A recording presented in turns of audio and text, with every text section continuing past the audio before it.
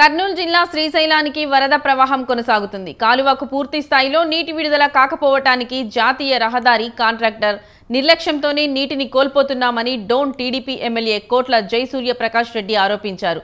కాల్వకు పూర్తి స్థాయిలో నీటి విడుదల జరిగితే డోన్ నియోజకవర్గంలో చెరువులకు నీళ్లు నింపే అవకాశం ఉండేదని అంటున్న కోట్ల జయసూర్యప్రకాష్ రెడ్డితో మా ప్రతినిధి శ్రీనివాస్ ఫేస్ టు ఫేస్. రహదారిపై ఒక బ్రిడ్జి నిర్మాణంతోనే నీటి విడుదలకు ఆటంకాలు ఎదురుతున్నాయి. ఇదే అంశంపై మాట్లాడేందుకు డోన్ శాసనసభ్యులు కోట్ల జయసూర్యప్రకాష్ రెడ్డి మనతో ఉన్నారు. ఆయన అడిగి మరి వివరాలు తెలుసుకునే ప్రయత్నం చేద్దాం. సార్, యాక్చువల్గా అంటే అక్కడ వాటర్ ఇప్పుడేమో కిందికేమో లక్షల క్యూసెక్లు పోతున్నాయి, కానీ మనం మాత్రం వాటర్ రిలీజ్ చేసుకోలేకపోయాము. రోడ్ కాంట్రాక్టర్ మిస్టేక్ అది, వాళ్ళు డిలేషన్ వల్ల డిలే చేశారు కాబట్టి మనకు రావట్లేదు. దగ్గరనే మాట్లాడాము మేము. ఇది మాట్లాడి టెంపరీగా పైప్ లైన్ తీయమన్నాము.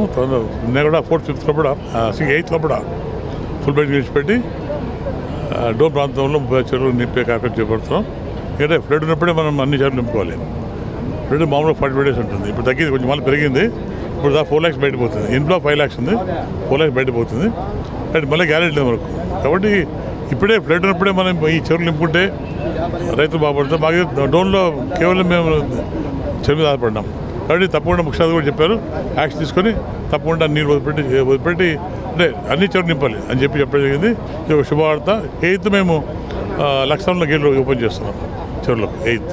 అంటే సీఎంని ఏమైనా డిమాండ్స్ ఇప్పుడు మన కర్నూలు జిల్లా కర్నూలు నంద్యాల జిల్లాకు సంబంధించిన ప్రాజెక్టుల మీద ఏమైనా సీఎం చెప్పాను, మంత్రి గారు చెప్పాను, ఈఎస్ కూడా చెప్పాను.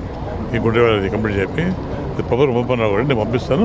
తప్పకుండా గుండ్రేవాళ్ళ వేదావతి గుండ్రే ఇంపార్టెంట్. అదేగా జీడిపి రెండు కూడా చేయమని చెప్పాను. బడ్జెట్ వచ్చాక బడ్జెట్ అయిపోయాక రేపు అక్టోబర్ బడ్జెట్ ఉంది. కెమెరా పర్సన్ బాబుతో శ్రీనివాస్, స్వతంత్ర న్యూస్, శ్రీశైలం, నంద్యాల జిల్లా.